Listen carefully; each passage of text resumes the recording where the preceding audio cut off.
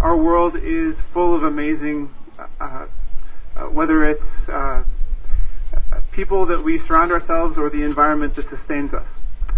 And so we pause here today to be thankful for not only Inuit Nunangat, the place that we have that is ours in this world, and the connection that we have with the environment and the land and the water in which we live, but also the connection that we have to one another, and to celebrate that and the strength of that. Above all else, Inuit are resilient, and that is a message that we need to tell each other and to tell the world. We gather here on Parliament steps partly out of symbolism. We are here in the nation's capital. We as Inuit have fought hard for our self-determination, for the political gains that we've made, and for what? Not only so that we can be treated as equals in this country, but also that the issues that matter to Inuit are the issues then that are worked on in Parliament, at Centre Block, in the House of Commons, in the Senate.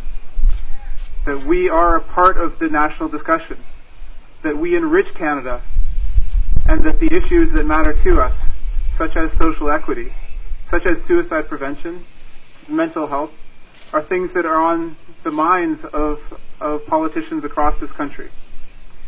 I've been fortunate enough in these last 2 years to work with some amazing Inuit politicians, and some are here today with us, and I just want to recognize Matuli Okulik for the role that you've played in the National Inuit Youth Council as president, and also Ruth Keifel, who took over from Matuli in June, and the work that she's already done for Inuit youth, and on the issue of suicide prevention, and trying to strengthen our communities and to have the conversation about mental health be heard loud and clear from education centers like our high schools to discussions with our self-governments or public governments in Inuit Nunangat or here at the national level.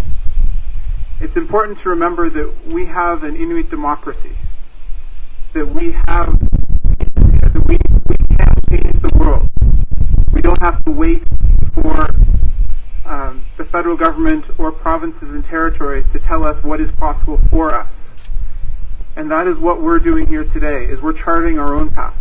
Yes, we need to be Canadians. We need to have Canadian services that all Canadians should have access to.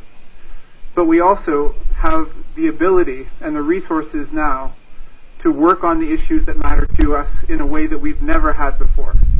And that's exciting. The fact that we have settled land claims, the fact that we have assets, that we have co-management and control over the resources that then shape the things that happen in our communities. Those things matter in a massive way in the way that we're able to treat our youth, our communities, the way in which that we think about delivering mental health services, the way that we create healthy communities.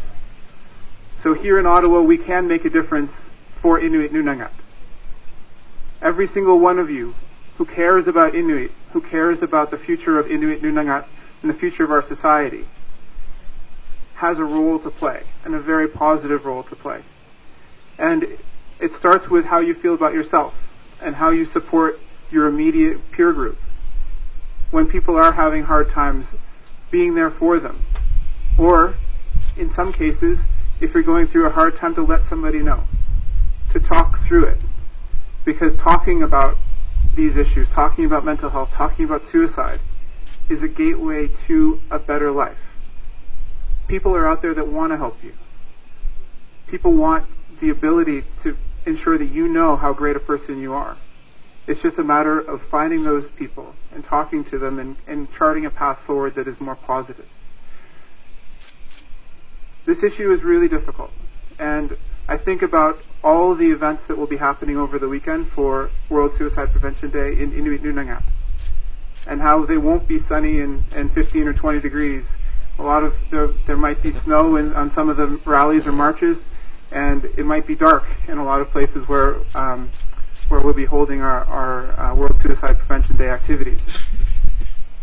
But the stark contrast in the environment and the weather is a reminder of where we come from, but we are all united in what we want to do. We want to prevent suicide.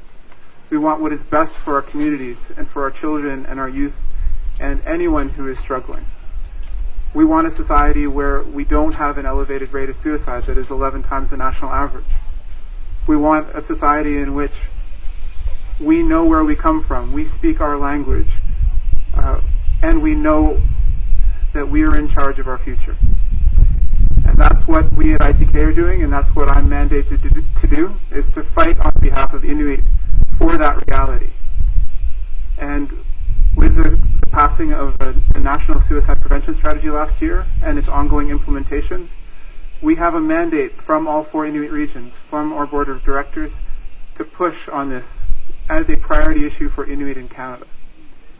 And I pledge to you that I'll continue to do that work and treat it as a priority. And I hope that we all can play a really positive, meaningful role in creating a better society for Inuit. Nakumik.